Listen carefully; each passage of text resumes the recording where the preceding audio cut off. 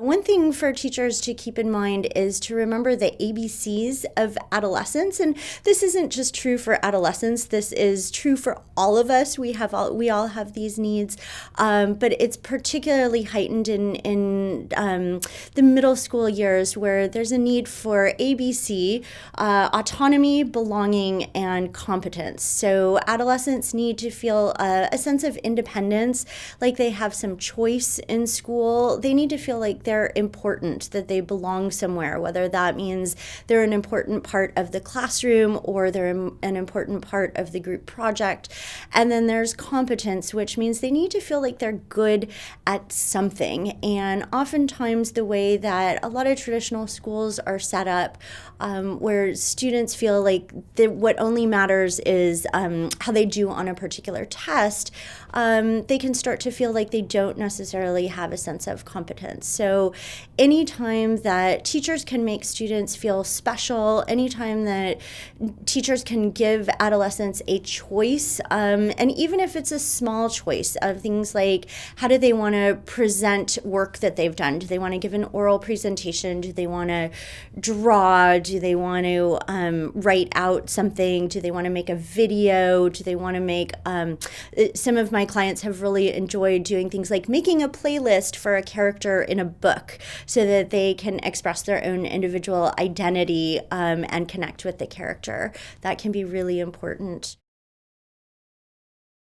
Another thing that teachers can do is scaffold students' learning so they can be successful. One of the things that's really difficult during adolescence is that they don't quite have the development of executive functioning and the ability to start to break down big projects. So one thing I often see with the kids that I work with is they get very overwhelmed easily, whether that is writing an essay or even doing some math problems for homework. And so one thing that teachers can do is help students learn how to break things down for themselves, how they can get small wins in order to be successful. I'm not a huge fan of artificial self-esteem building. That doesn't tend to work. So we know that self-esteem is correlated with a lot of really positive outcomes for adolescents. But doing the flip side of that, which is just trying to tell students that they're great, that doesn't always work. They don't necessarily believe that, especially coming from adults. And so there has to be some sense of real success behind what adolescents are seeing and what teachers are promoting for them. So it's also important for teachers not only to focus on, say, how many problems a student did right or if they got the right answer, but to notice things like persistence, that they didn't give up, that they were able to deal with frustration. Pointing those things out to students can really be important because it also tells students that you value them as people and their effort, and not necessarily just if they're, quote, smart or not, or if they know the right answer. A lot of times school is kind of seen as a game between teachers and students, and the students have to figure out what the teacher thinks is the right answer, and then those are the good kids or the smart kids. And so if teachers can really shift that focus to who is able to keep working, who is able to work beyond when they don't know something or they're not feeling great. One thing that's really important to do, especially in middle school, as students are starting to move through that adolescent development, is for the adults in their lives, whether it's teachers or parents, to shift their role more to that of a consultant or a coach. So rather than telling adolescents what to do, they spend a great deal of their time being told what to do, and especially told that what they're doing or who they are is wrong. They see a lot of red ink all over their papers. But to shift the questions more to, I'm wondering if that's something that will work for you, or I'm curious about what's going on. So you didn't get that homework in, or you didn't seem to do as well as you might have liked on that test. I wonder what happened there. And just shifting that kind of speech can be very helpful in showing adolescents that you're on their team. You want to help them succeed. You want to help adolescents set their own goals and help them come up with their own solutions to try.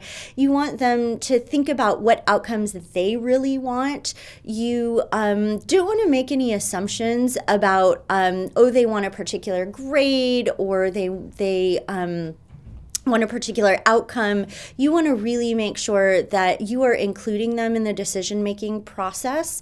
And you also want to help them reflect on the decisions that they've made, both good and bad decisions. That's part of helping them develop cognitively, is helping them be able to think back on, was that the right decision to spend a couple of hours on YouTube last night when you had a test the next day? And a lot of times what I'll say to them is, I try very hard to keep my face very neutral and to not be judgmental, to keep a very light tone of voice, to try to have a sense of humor with them when I can, and to not judge them about what's happened in the past, but always think about, like, okay, so that happened, we can't change it, but what might you want to do differently, and what might you want to do the same? So with my clients, a lot of times I'll start the session after asking them how their week was and if they did anything fun, if they saw any good movies or watched anything good on Netflix. I'll ask them, tell me what went well in the last week, and tell me what you might do differently if you had to do it over again. One thing that's really important for teachers to understand is that changing students' self-perception is not going to happen quickly, and it may not even happen while the student is in your class. So teaching at any level, from preschool on to the college level, is not necessarily a job where you can expect immediate or even sometimes long-term gratification. You may never know the outcomes, and sometimes you just have to be satisfied with the fact that if you can be a person who is trustworthy, who keeps on believing in the student, who doesn't get overly angry with them, who doesn't act in a way that's unpredictable to them, sometimes all you can expect is you maybe just opening the door to them being able to trust another adult. And sometimes you just kind of have to have faith that that's going to happen. So even if you don't necessarily see changes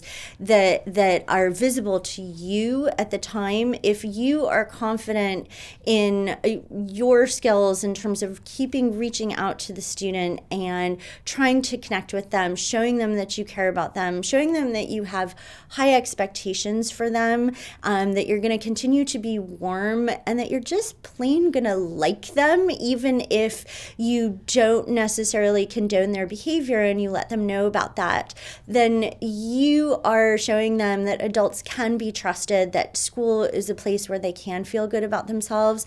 And so even if you don't necessarily see the superficial results of that, know that likely you are opening the door for the next teacher to be able to do that for them.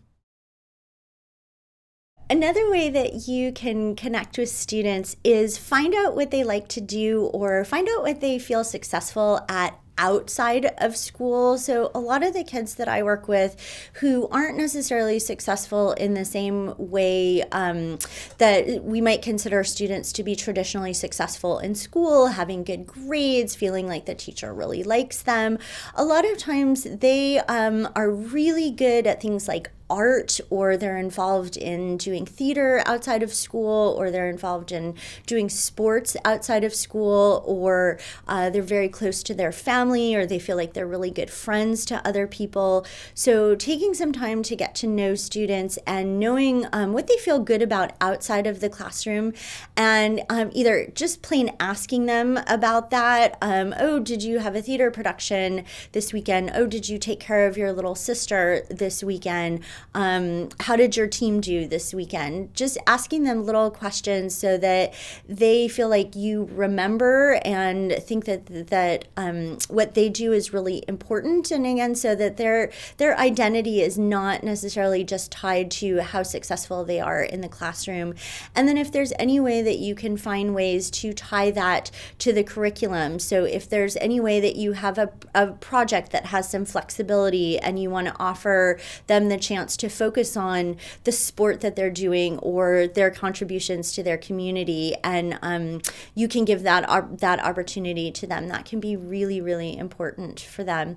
And especially in the late elementary school or middle school classroom, that's incredibly important because adolescents are negotiating what their identity is. They're trying to figure out who they are. And if we can help provide them with a positive identity, if we can help them promote aspects of their identity that they can be proud of, then that not only helps them connect to you and want to do better in the classroom, but it also gives them parts of their personality to be proud of for the rest of their lives.